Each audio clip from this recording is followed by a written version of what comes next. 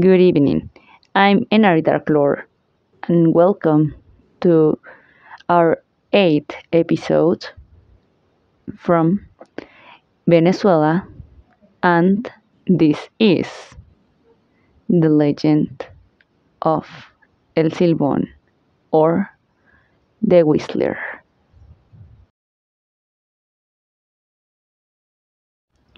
I never consider myself a person who believe in paranormal issues. I just believe in those things I can see or prove. At least until the day I found something I used to believe didn't exist. This happened when I owned a car, but a month later I had not planned expenses, so I didn't have any other choice except moving to a cheaper place.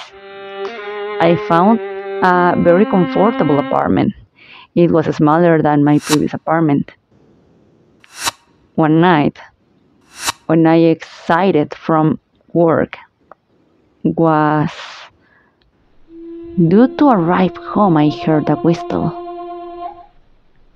I felt afraid, but I thought it was a worker who was coming back home. On my free day, I went to a party with my friends.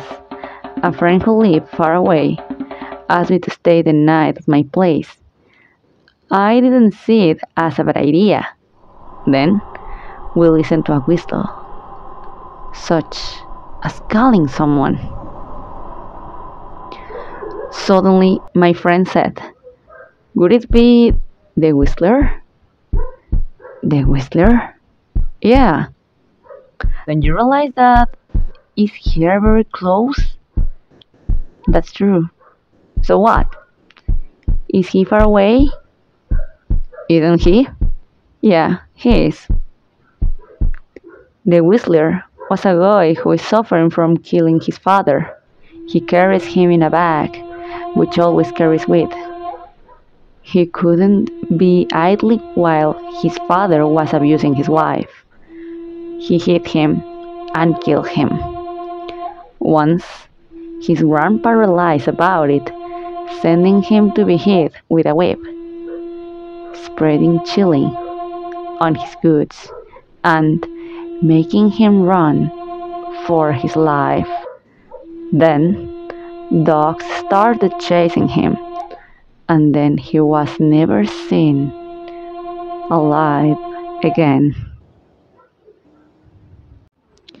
Somehow, hearing that noise made me feel scared. It was obvious that it was not just horror mythos. At least, that was what Rodrigo, my friend, was saying. We continued on the road, but suddenly, in a little crossroad, we saw how a very tall and deeply skinny man with a bag on his back was walking. We listened to his whistle, but it sounded almost unhearable. He looked at us and turned into the direction we were in. I started to drive very fast, so I told Rodrigo to take my keys and be ready to open the door and enter as fast as we could to my place. And we did it that way. As soon as he opened the door, we came running, closing the door and pushing the sofa, and we set it in order to block the door. We ran to my bedroom and we pushed the bed to block the door.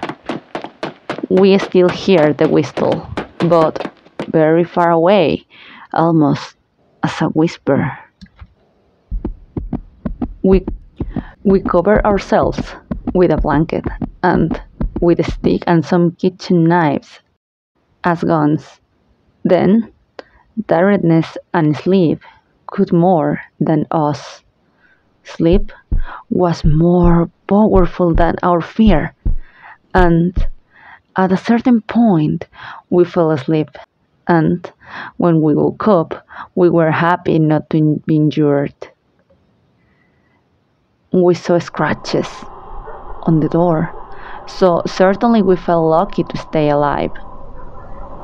No one from our friends believed in horror mythos or paranormal stuff, so we agreed not to tell them about that, telling we saw just some nocturnal animals and some drunk people passing on those solitary roads. Once I had the chance, I moved on again due to the fact that even arriving early and the whistler was loudly heard surrounding my place, and especially on rainy days.